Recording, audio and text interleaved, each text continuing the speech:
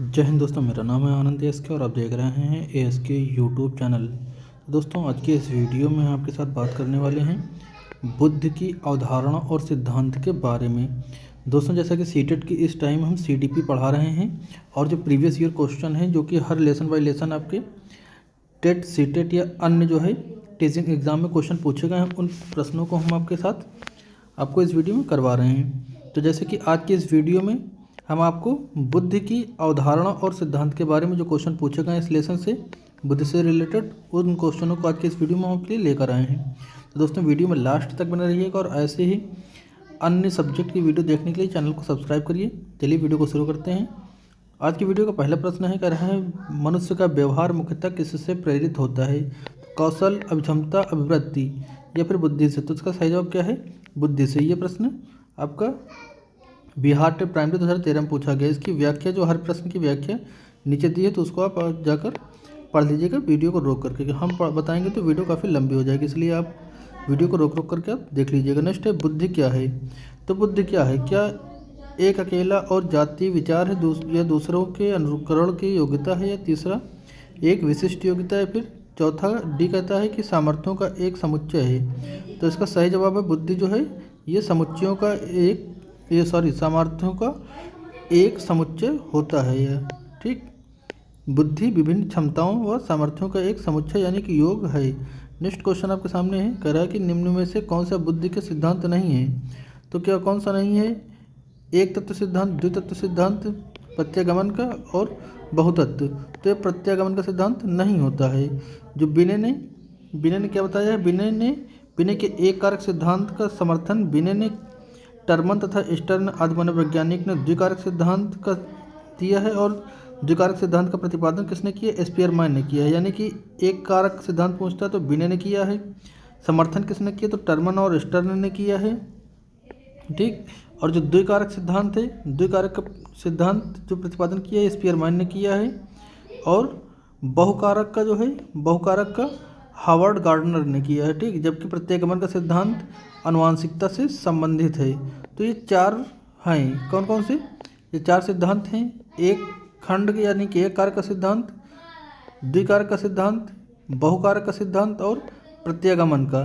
तो इसमें प्रत्यागमन जो है ये आनुवांशिकता से संबंधित है। बाकी के तीन जो हैं यहाँ पर आपके बुद्धि से संबंधित हैं। ठीक है।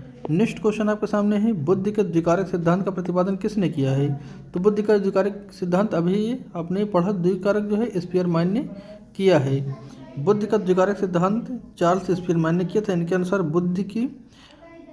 मनुष्य की बुद्धि दो कारकों, सामान्य कारक जिसको जी कारक या जी फैक्टर कहते थे, तथा विशिष्ट कारक यानी कि एस फैक्टर का संगठन होता है। यानी कि दो तरह के द्विकारक में इन्होंने कौन कौन से बताए हैं? सामान्य कारक और विशिष्ट कारक। अगला प्रश्न आपके सामने है, कह रहा है स्पीयरमैन ने कारक दिया है। तो स्पीयरमैन ने कौन सा कारक दिया है? तो सामान्य कारक और विशिष्ट कारक। अभी जो पिछला क्वेश्चन था ये वाला 4 नंबर, वही सेम क्वेश्चन है। स्पीयरमैन ने द्विकारक सिद्धांत दिया, तो यहाँ पर द्विकारक न दे करके सामान्य कारक और विशिष्ट कारक दोनों का नाम दे दिया है। तो आपका उपरोक्त दोनों यानी कि ऑप्शन सी आपका सही विकल्प हो जाएगा। नेक्स्ट क्वेश्चन आपके सामने है, कह रहा है कि सामान्य तथा विशिष्ट कारक सिद्धांत का प्रतिपादन किसने किया है? सामान्य तथा विशिष्ट पूछा यहाँ पर, तो देखिए फिर वही क्वेश्चन रिपीट हुआ, यानी कि स्पीयरमैन ने। द्विकारक पूछे, सामान्य और विशिष्ट पूछे, तो दोनों स्पीयरमैन। द्विकारक सिद्धांत के अंतर्गत स्पीयरमैन ने सामान्य कारक और विशिष्ट कारक बताए, यानी जी फैक्टर और एस फैक्टर थ्योरी किसने दी है? स्पीयरमैन ने दिया है। नेक्स्ट क्वेश्चन आपके सामने, बुद्धि का स्पीयरमैन परिभाषा जी कारक है। तो जी कारक किसका है? ये अभी आपको हमने बताया बुद्धि का है।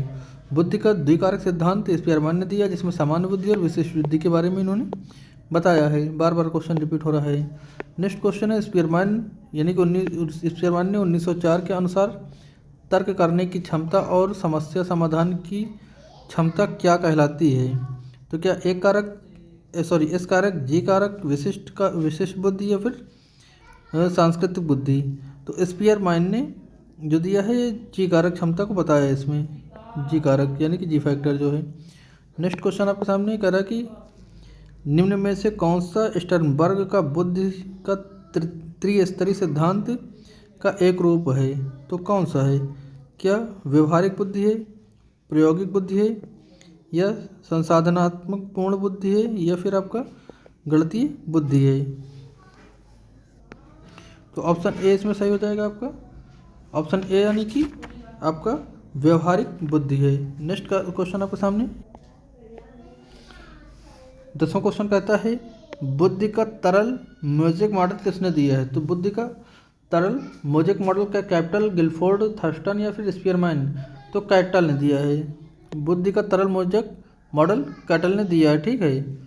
इसमें एक जो है तरल बुद्धि और दूसरा ठोस बुद्धि के बारे में इन्होंने बताया है। नेक्स्ट क्वेश्चन है बुद्धि के तरल क्रिस्टलीय प्रतिमान के प्रतिपादक कौन है? तो अभी पिछला क्वेश्चन ये कैटल वाला, तो कैटल आपका सही हो जाएगा।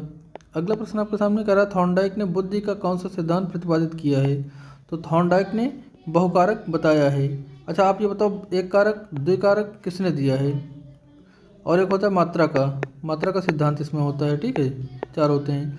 नेक्स्ट क्वेश्चन है हावर्ड गार्डनर यानी गार्डनर ने 7 अभियोगिताओं का अभिमान निर्धारित किया, इसमें से कौन सा नहीं है?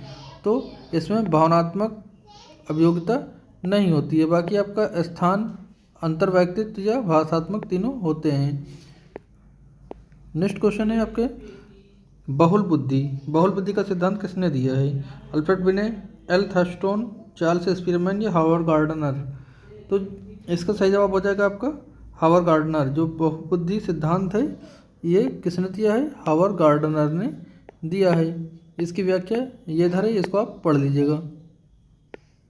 नेक्स्ट क्वेश्चन आपके सामने कह रहा है कि एकाधिक बुद्धि का सिद्धांत कहलाता है। क्या कहलाता है? कि बुद्धि कई प्रकार की हो सकती है। पेपर पेंसिल परीक्षण सहायता नहीं है। प्रभावी अध्ययन के द्वारा बुद्धि पढ़ाई जा सकती है, या फिर बुद्धि तेजी से बढ़ाई जा सकती है। तो इसमें सही जवाब इसका बुद्धि कई प्रकार की हो सकती है। कई प्रकार से अर्थात जो आपका एक कारक, द्विकारक या बहुकारक आपका सिद्धांत है उससे संबंधित है, इसलिए आपका ऑप्शन ए आपका करेक्ट यहाँ पर हो जाएगा। नेक्स्ट क्वेश्चन है किसने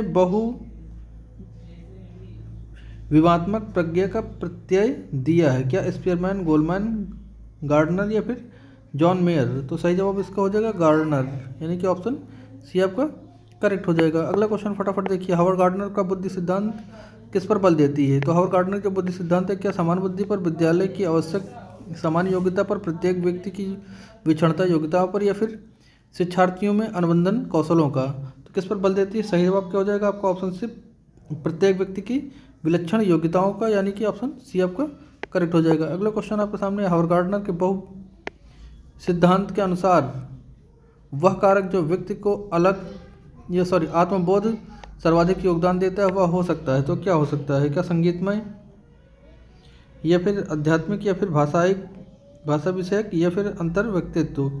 तो इसका सही जवाब हो जाएगा आपका ऑप्शन डी अंतर व्यक्तित्व। अगला प्रश्न आपके सामने है सॉरी दोस्तों, हमें लगता है वीडियो थोड़ा सा प्रॉब्लम पेज में क्रिएट होती क्या। चलिए यहाँ से हमें लगता है यहाँ से छोटा हुआ क्वेश्चन है, यहाँ से आगे बढ़ाना है ना। हावर्ड गार्डनर ने बहुबुद्धि सिद्धांत के अनुसार निम्नलिखित में से कौन सा जोड़ा सही है उसको बताना है, ठीक है। जो सही जोड़ा उसको बताना है। तो ये आपके बुद्धि के प्रकार हैं और ये अंतःस्थित अनुपालन की संभावना है। तो इसमें से कौन सा सही बताना है? स्थानिक बुद्धि मनोवैज्ञानिक की होती है, क्या ये सही है? या फिर अंतर्वैयक्तिक बुद्धि विक्रेता की होती है, ये सही है? फिर भाषाई बुद्धि मूर्तिकार की होती है, ये सही है?